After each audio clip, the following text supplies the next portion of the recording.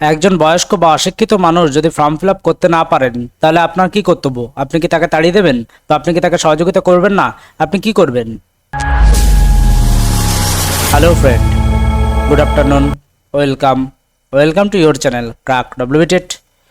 WBSSC group C group D interview প্রিপারেশনের part 6-এ তোমাকে সকলকে জানাই স্বাগত। তো আজকে আমরা সিচুয়েশন বেসড প্রশ্নের পার্ট 6-এ চলে এসেছি। একে একে সমস্ত প্রশ্নগুলি তোমাদের সামনে শেয়ার করব আমরা। তো এই এপিসোডটি করবার আগে তোমাদের সামনে যে বাদবাকি 5টা এপিসোড রয়েছে সেগুলো অবশ্যই দেখে তারপর এটি করো, নাহলে কিন্তু বিষয়গুলো অনেকটা খাপছাড়া হয়ে যাবে, তোমরা অনেক কিছু কিন্তু বুঝতে পারবে না। তো এই যে আজকের যে প্রশ্নটি অনস্ক্রিনে রয়েছে যে একজন বয়স্ক বা অশিক্ষিত মানুষ যদি ফর্ম ফিল আপ করতে না পারে তাহলে আপনি কি করবেন? তো এখানে এইভাবে তোমরা উত্তর দিতে পারো যে আমি ভদ্রভাবে তাকে সাহায্য করব। প্রথমে তার সমস্যাটি বুঝবো এবং ধৈর্য ধরে সঠিক তথ্য দিয়ে ফর্ম পূরণ করতে সাহায্য করব। অনেক সাধারণ মানুষ সরকারি নিয়ম বা ফর্ম পূরণের পদ্ধতি ভালোভাবে জানেন না, তাই একজন সরকারি কর্মচারী হিসাবে মানুষের পাশে দাঁড়ানো এবং সহযোগিতা করা আমার দায়িত্ব বলে আমি মনে করি। অনেকেই এই প্রশ্নটি উত্তর দেবে যে এর জন্য কি আবার ইন্টারভিউ ক্লাস করা লাগে নাকি, এর জন্য কি আবার কিছু প্রিপারেশন নেওয়া লাগে নাকি। দেখো, তাদের মধ্যে ইন্টারভিউতে তারা দেখা গেল 2.53 এরকম মার্কস পেয়ে চলে আসবে, আর একজন ভালো ক্যান্ডিডেট যে যে সুন্দরভাবে প্রিপারেশন নেবে সে কিন্তু কমসে কম 80 থেকে 90% মার্কস কিন্তু সে পেয়ে আসবে। তো এটি হচ্ছে দু প্রকার ক্যান্ডিডেটের মধ্যে পার্থক্য। তো অনেকে যারা অপ্রস্তুত, যারা এটি জানে না, তারা কিন্তু উত্তর দেবে হ্যাঁ স্যার, আমি অবশ্যই বয়স্ক ব্যক্তিকে সহযোগিতা করব, প্রয়োজনে তাকে পেন দিয়ে কলম দিয়ে এবং তার ইনফরমেশনগুলিকে শুনে আমি তাকে তার ফর্ম পূরণে সহযোগিতা করব। এটুকু হয়তো ম্যাক্সিমাম বলতে পারো, বা আমি ধরে নিলাম যে আরো একটু ভালো করে বলতে পারো। কিন্তু যদি তোমার প্রিপারেশন না থাকে তাহলে কিন্তু এই কথাগুলি তুমি বলতে পারবে না যে আমি প্রথমে তার সমস্যাটি বুঝবো, ধৈর্য ধরে সঠিক তথ্য দিয়ে ফর্ম ফিল আপ করতে সাহায্য করব। এই সুন্দর কথা কিন্তু তোমার মুখ থেকে নর্মালি আসবে না। তারপরে আরও কি বলেছে দেখো, অনেক সাধারণ মানুষ সরকারি নিয়ম বা ফর্ম পূরণের পদ্ধতি ভালোভাবে জানেন না। একদম বাস্তব কথা। বিশেষ করে বয়স্করা তো তারা বাইরের জগতের সাথে অতটা ইউজ টু না, সুতরাং এ ধরনের সমস্যা তো থাকতেই পারে। তাই একজন সরকারি কর্মচারী হিসেবে মানুষের পাশে দাঁড়ানো এবং সহযোগিতা করা আমার দায়িত্ব। তাহলে বুঝতে পারছো যে তোমার যে দায়িত্ব সেটি সুন্দরভাবে তুমি জানো এবং সেটি তুমি পালন করতে পারবে, এটি তুমি ইন্টারভিউয়ারদেরকে বুঝিয়ে দিচ্ছ। তো এইভাবে কিন্তু উত্তর করতে হবে। উত্তর কিন্তু সবাই করবে, কিন্তু উত্তরের কোয়ালিটি কিন্তু আপডেট করতে হবে। আমরা দেখতে পাচ্ছি যে ভিডিওগুলিতে অনেক আমরা কিন্তু লাইক পাচ্ছি না সেরকম। অর্থাৎ তোমাদের কি ভিডিওগুলি খারাপ লাগছে বা তোমাদের কি ইনফরমেটিভ মনে হচ্ছে না, তাহলে জানাতে পারো যে আমাদের কোন বিষয়, তোমাদের কোন বিষয়ে প্রয়োজন বা কিছু আপগ্রেডেশন আছে কিনা। একটি লাইক কিন্তু আমাদের পরবর্তী ভিডিও বানানোর মোটিভেশন যোগায়, সুতরাং এইটুকু তো তোমাদের কাছে আমরা এক্সপেক্ট করতেই পারি। তো অবশ্যই কোনো সমস্যা থাকলে তোমরা অবশ্যই জানাতে পারো। তো এখানে পরবর্তী প্রশ্ন রয়েছে, অফিসে বিদ্যুৎ বা ইন্টারনেট সমস্যা হলে কিভাবে কাজ চালাবেন? একজন গ্রুপ ডি কর্মী হলে এই বিদ্যুৎ বা ইন্টারনেট সমস্যা তো তোমাকেই দেখতে হবে। তো বিদ্যুতের কোথায় কি হলো, তখনই কিন্তু প্রধান শিক্ষক তোমাকে ডাকবে যে কোথায় কি হয়েছে একটু দেখো তো। তাহলে তখন তো তোমাকে বিষয়টিকে দেখতে হবে। বা ইন্টারনেট সমস্যা হলো, পরে টেকনিশিয়ান নিশ্চয়ই আসবে, তোমার কাজ তো ইলেকট্রিক কাজ নয়, এটি তো অবশ্যই। কিন্তু কোনো জায়গায় বেসিক্যালি তার ছিঁড়ে গেছে কি কোনো সমস্যা হয়েছে কিনা, সেই সমস্ত বিষয় কিন্তু তোমাকেই, একজন গ্রুপ সি কর্মী, গ্রুপ ডি কর্মীর কিন্তু এগুলি একটা দায়িত্বের মধ্যেই পড়বে। তো এগুলি কিন্তু তোমাকে জানতে হবে এবং এই প্রশ্নগুলির উত্তর তোমরা এভাবে দিতে পারো যে এ ধরনের সমস্যায় আমি ঘাবড়ে না গিয়ে বিকল্প উপায়ে কাজ করবার চেষ্টা করব। যেসব কাজ ম্যানুয়ালি করা সম্ভব সেগুলি চালিয়ে যাব। পাশাপাশি দ্রুত সমস্যা সমাধানের জন্য সংশ্লিষ্ট বিভাগকে জানাবো। যেটি তোমাকে বলেছিলাম যে বিদ্যুতের দপ্তরের কাজ তো তোমার নয়, কিন্তু একজন বিদ্যুৎ দপ্তরে সেটিকে ইনফর্ম করা বা অন্য কোনো সহযোগিতা প্রয়োজন হলে হেডমাস্টারকে অ্যাসিস্ট করা, এগুলি কিন্তু তোমার কর্তব্য, অবশ্যই কর্তব্য। সরকারি কাজে যাতে বেশি সময় বন্ধ না থাকে সেদিকে বিশেষভাবে নজর দেবো। তো এই বিষয়গুলি কিন্তু তোমাকে খেয়াল রাখতে হবে, কারণ বিদ্যালয়ের প্রপার্টিজ দেখাশোনা করার দায়িত্ব অনেকটাই কিন্তু তোমার উপর থাকবে।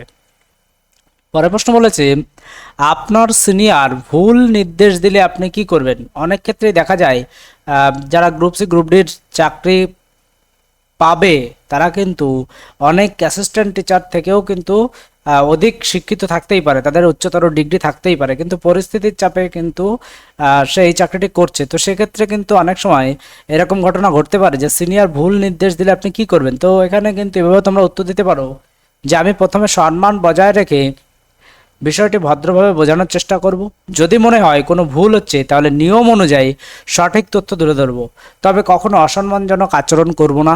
একজন জুনিয়র কর্মচারী হিসেবে শৃঙ্খলা ও সম্মান বজায় রাখা খুবই গুরুত্বপূর্ণ। তো এভাবে কিন্তু সুন্দরভাবে তুমি উত্তরটি দিয়ে দিতে পারো। তো এই উত্তরের টেকনিকগুলি তুমি যদি মোটামুটি শিখতে পারো তাহলে আপকামিং তো আমি যদি তোমাকে এখন 100টি প্রশ্ন করাই তাহলে আরও কমসে কম 200টি প্রশ্নের উত্তর দেওয়া এবং সেটি কিভাবে ভালো হবে এর অ্যাবিলিটি কিন্তু তোমার নিজের মধ্যে অটোমেটিক্যালি তৈরি হয়ে যাবে। আমি তোমাদের শুধু বলছি না, তোমরা শুধু ভিডিওগুলি কন্টিনিউ দেখো, বারবার রিভিশন করো, তাহলে চেঞ্জটা নিজেরাই বুঝতে পারবে। প্রাইমারি ইন্টারভিউ প্রিপারেশনের জন্য কিন্তু আমরা প্রায় 200-র অধিক ভিডিও দিয়ে রেখেছি। এখানেও কিন্তু পার্ট বাই পার্ট যেগুলি প্রয়োজন সেগুলো অবশ্যই শেয়ার করব। তোমাদের সাপোর্ট কিন্তু খুবই কম পাচ্ছি, তোমরা কমসে কম লাইক দিয়ে আমাদের সাপোর্ট করো। তো এখানে দেখো পরবর্তী প্রশ্ন রয়েছে, আপনি যদি কোনো ভুল সিদ্ধান্ত নিয়ে ফেলেন তাহলে কি করবেন। তাহলে এতক্ষণ তো আমি বুঝলাম যে অন্যের ভুল হয়েছে সে বিষয়ে বুঝলাম, এবার নিজের ভুল হলে কি করব। তাহলে দেখো আমি নিজের ভুল স্বীকার করব এবং তার দ্রুত সংশোধনের চেষ্টা করব। Keyword, this is a keyword. আমি কিন্তু তোমাদের আগেই বলেছিলাম যে কিছু কিওয়ার্ড একদম নোট করে নিতে। এই কিওয়ার্ডের মধ্যে একটি কিন্তু এটি ভুল থেকে শিক্ষা নিয়ে ভবিষ্যতে আরও সতর্ক থাকবো। আরও বড় সুন্দর কথা এটি কিন্তু রয়েছে, আরও বড় সুন্দর কথা এটি রয়েছে। প্রশ্নটি কিন্তু এটি ছিল, আমি প্রশ্নটি হাইলাইট করতে ভুলে গেছি, তো করে দিলাম তোমাদের সুবিধার্থে। তো এখানে দেখো আমি মনে করি ভুল হওয়া স্বাভাবিক, কিন্তু সেই ভুল থেকে শিক্ষা নেওয়াটা সবচেয়ে গুরুত্বপূর্ণ। ভুল মানুষ মাত্রই হতে পারে, কিন্তু সেই ভুলের যদি রিপিটেশন হয় না তাহলে সেটাই কিন্তু খারাপ। তাহলে সেই বিষয়টি তোমাকে ইন্টারভিউয়ারদের সামনে কিন্তু তুলে ধরতে হবে। এরপরে প্রশ্ন রয়েছে, অফিসে সময় মতো পৌঁছানো কেন জরুরি। ভেরি ইম্পর্ট্যান্ট প্রশ্ন এটি। তো তুমি একটা অফিস চালাচ্ছ, তুমি সময় মতো পৌঁছাবে না, এর জন্য কিন্তু সরকারি কাজ বিঘ্নিত হবে। তো এই বিষয়গুলিকে খেয়াল রাখতে হবে। তো এখানে কিন্তু বলেছে কি অফিসে সময় মতো পৌঁছানো কেন জরুরি। তো এখানে কিন্তু উত্তর দিতে পারো এভাবে, সময়নিষ্ঠা একজন সরকারি কর্মচারীর গুরুত্বপূর্ণ গুণ। কিওয়ার্ড, এটিও কিন্তু কিওয়ার্ড। সময় মতো অফিস পৌঁছালে কাজ সঠিকভাবে শুরু করা যায় এবং সাধারণ মানুষকে দীর্ঘক্ষণ অপেক্ষা করতে হয় না। এতে অফিসের শৃঙ্খলা বজায় থাকে এবং কর্মচারীর প্রতি মানুষের বিশ্বাস বাড়ে। দেখো আমি এই প্রশ্নগুলি তোমাদের সামনে করাচ্ছি, তোমরা ওইগুলিকে মুখস্থ করলে এবং মুখস্থ বিদ্যার মতো প্রশ্নের উত্তরের মতো ইন্টারভিউয়ারদের সামনে গিয়ে তুমি ঢেলে দিলে, এক্ষেত্রে কিন্তু তোমার অনেকটাই নেগেটিভিটি প্রকাশ পাবে। কখনোই যেন ইন্টারভিউয়াররা বুঝতে না পারে যে তুমি উত্তর মুখস্থ করে এসেছো। তুমি কিন্তু এগুলিকে প্রতিদিন আয়নার সামনে অথবা তোমার অপরিচিত কোনো বন্ধুর সামনে করলে হবে না, কোনো ঘনিষ্ঠ কারোর সঙ্গে করলে হবে না। সম্পূর্ণ অপরিচিত, যার থেকে তোমার ভয় আসে, যাকে দেখে তোমার ভয় হয়, সেরকম কোনো মানুষের সামনে কিন্তু এগুলি মহড়া দিতে পারো। তাহলে কিন্তু এগুলি উন্নত হবে এবং যত প্র্যাকটিস করবে আয়নার সামনে তত কিন্তু এগুলি ভালো হবে। এবং আরেকটি, তোমার বন্ধু, তোমার পাশে যে বন্ধু রয়েছে, বান্ধবী রয়েছে, তারা প্রকৃত বন্ধু নয়। ইন্টারভিউয়ের ক্ষেত্রে কিন্তু তোমার প্রকৃত বন্ধু তোমার ওই স্মার্টফোনটি, তার ক্যামেরা দিয়ে কিন্তু তুমি ভিডিও করে সেগুলো নিজেই দেখো যে কোথায় আমি ফল্ট হচ্ছে, কোথায় আমি তোতলাচ্ছি, কোথায় আমার মুখের এক্সপ্রেশন খারাপ হচ্ছে, কোথায় আমার মধ্যে মনে হচ্ছে কনফিডেন্সের অভাব, সেই জায়গাগুলির উপর কাজ করো। এখনও সময় আছে, যারা কাজ করবে তারা কিন্তু অনেক এগিয়ে থাকবে।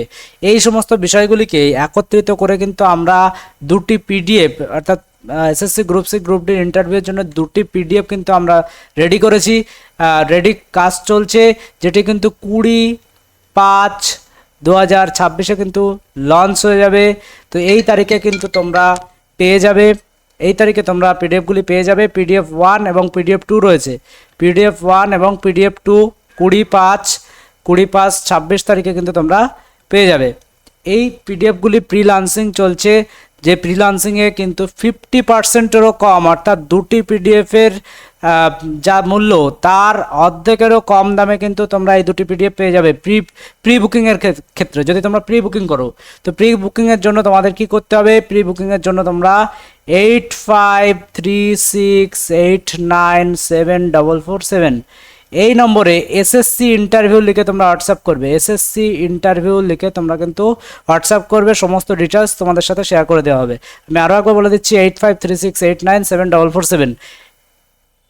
তোমাদের যদি বুঝতে অসুবিধা হয় আমি এটি আরও ভালো করে লিখে দিচ্ছি 8536897447। এই নম্বরে তোমরা হোয়াটসঅ্যাপ করবে। এই নম্বরে হোয়াটসঅ্যাপ করলে সমস্ত ডিটেলস আমাদের সাথে শেয়ার করে দেওয়া হবে কিভাবে বুকিং করা যাবে। মাত্র 58 টাকা পে করে কিন্তু এই পিডিএফ বুকিং করতে পারবে, মাত্র 58 টাকা। সুতরাং এটি হাতছাড়া করো না, পরে কিন্তু এই প্রাইসে আর পাওয়া যাবে না। তো এই বিষয়গুলি কিন্তু খেয়াল রাখতে হবে। এরপরে আমরা যে বিষয়ে আলোচনা করছিলাম সেটি একটু তোমাদের সাথে শেয়ার করার চেষ্টা করি। যে 12 নম্বর প্রশ্ন বলেছে যে আপনি যদি চাকরি পান তাহলে আপনার প্রথম লক্ষ্য কী হবে। ভেরি ভেরি ভেরি ইম্পর্ট্যান্ট একটি বিষয়। তো এখানে এই প্রশ্নটির উত্তর তোমরা এভাবে দিতে পারো, আমার প্রথম লক্ষ্য হবে সততা এবং দায়িত্বের সাথে কাজ করা। সুন্দরভাবে এই লাইনটা খুবই গুরুত্বপূর্ণ একটি সিগনিফিক্যান্স বহন করে। তাহলে এখানে কিন্তু তোমাকে বলতে হবে আমার প্রথম লক্ষ্য হবে সততা এবং দায়িত্বের সঙ্গে কাজ করা। সাধারণ মানুষের সমস্যার দ্রুত সমাধান করার চেষ্টা করব এবং সরকারি নিয়ম মেনে সঠিকভাবে দায়িত্ব পালন করব। আমি চাই মানুষ যেন আমার কাজ ও আচরণে সন্তুষ্ট থাকেন, আরও একটি কিওয়ার্ড। তো এই বিষয়গুলিকে কিন্তু সুন্দরভাবে এভাবে তুলে ধরতে হবে। নেক্সট প্রশ্ন রয়েছে অফিসের টিম ওয়ার্ক কেন গুরুত্বপূর্ণ। ভেরি ভেরি ভেরি ইম্পর্ট্যান্ট একটি বিষয়, অফিসের টিম ওয়ার্ক কেন গুরুত্বপূর্ণ। এভাবে তোমরা উত্তর দিতে পারো, টিম ওয়ার্ক থাকলে কাজ দ্রুত ও সঠিকভাবে সম্পন্ন হয়। একে অপরকে সহযোগিতা করলে কাজের চাপ কমে এবং অফিসের পরিবেশও ভালো থাকে। আমি বিশ্বাস করি একটি সফল অফিস পরিচালনার জন্য ভালো টিম ওয়ার্ক অত্যন্ত জরুরি। তো এগুলি কিন্তু খুবই গুরুত্বপূর্ণ, সুন্দরভাবে কিওয়ার্ড দিয়ে উত্তরটি করা হয়েছে। এবং এই ধরনের উত্তরগুলি যদি তোমরা দিতে পারো তাহলে কিন্তু অন্যের থেকে তোমরা এগিয়ে থাকবে। অফিসের টিম ওয়ার্ক কেন গুরুত্বপূর্ণ যদি প্রশ্ন হয় তাহলে এভাবে কিন্তু সুন্দরভাবে তোমরা উত্তর করে দিতে পারো। এরপরের প্রশ্নটি রয়েছে একই সময় একাধিক কাজ এলে কিভাবে সামলাবেন। তো এই প্রশ্নটি আমি পরের এপিসোডে আলোচনা করব। আজকে এই পর্যন্তই। ভিডিওটি কেমন লাগলো তোমরা অবশ্যই কমেন্ট করে জানিও, বন্ধুদের মাঝে শেয়ার করে দিও। চ্যানেলে নতুন হলে চ্যানেলটিকে সাবস্ক্রাইব করে রেখো। Thank you.